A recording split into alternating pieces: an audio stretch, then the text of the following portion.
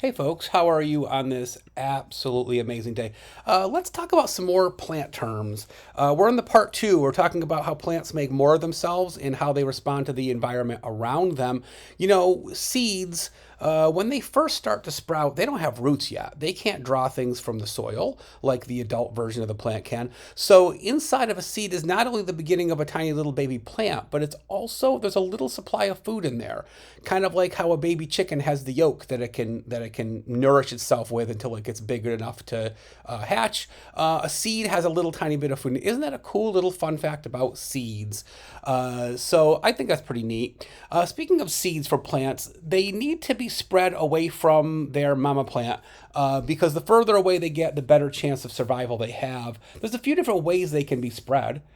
They can be spread through the air, and who hasn't enjoyed blowing on a dandelion and seeing all those little seeds fly all over the place? So the air or slash wind can certainly spread those seeds. The water can wash it away to a different location, and of course our animal friends in a couple of different ways.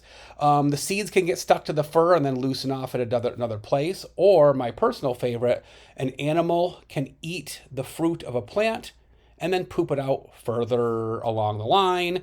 And that's another way that they can spread as well. So when anything that's living, makes more of itself, that is called reproduction.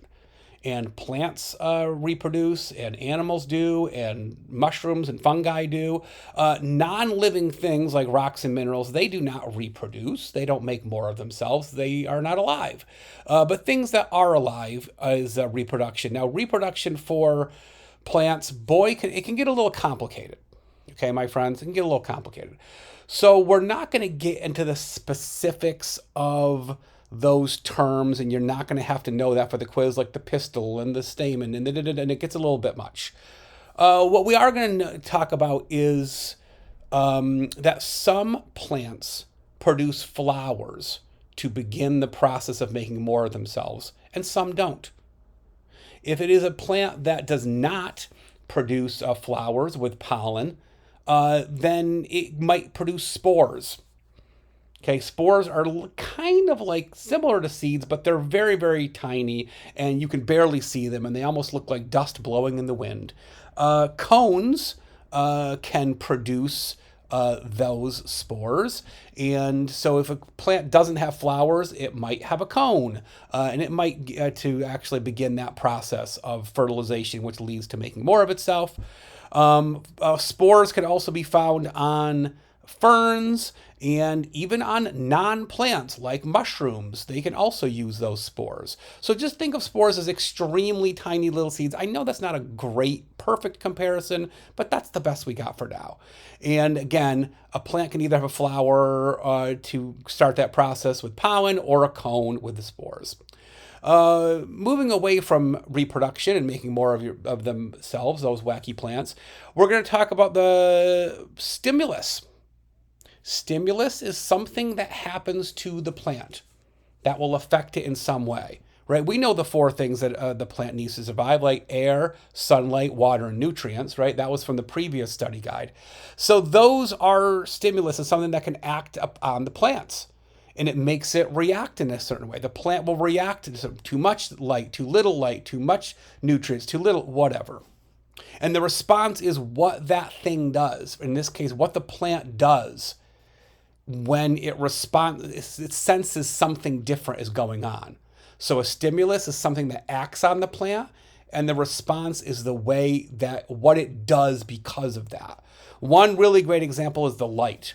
Look at that little picture there of the plants all leaning in one direction, because the stimulus is that the light is only coming in from one side. It's only coming in from the left. See? So imagine that there's a window right here. And so because of that, the response to that stimulus is that they're growing that way. Okay? So that's a really good example. Not a lot of plants respond to touch, but our friend Vinny the Venus flytrap certainly does, and we know that. The little sensitive little hairs on the inside, and it snaps shut. But another one that you may not be aware of is that vines.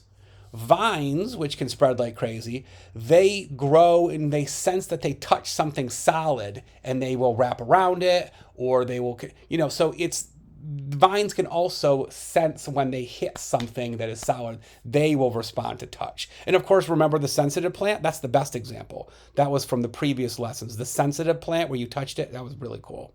So the last but certainly not least is, how do those plants know that the seasons have changed? How do they know? How do they respond to the seasons? Plants do not have brains. Even with all due respect, Vinny the Venus flytrap does not have a brain. But plants and trees, like, how do they know?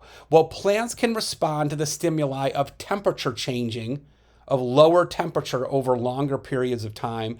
They can also sense that the daylight is decreasing or increasing. Again, they don't have brains, but these are just stimuli that they are responding to. And so with those temperature changes, with the daylight changes, their response to stimuli is, oh, I don't know, the chlorophyll starting to bleed out of their leaves and the leaves dropping and stuff like that. So that's how they quote unquote know that. And believe it or not, this is it, folks. Okay, this is it. So this is kind of short and sweet, but that is everything that we are going to need for our next quiz. Oh, whenever that's going to be. So this is everything you need to know, and you can watch this and review it and watch it as many times as you like to remind yourself of these wonderful facts about our friendly plants. Have an absolutely fantastic day, folks.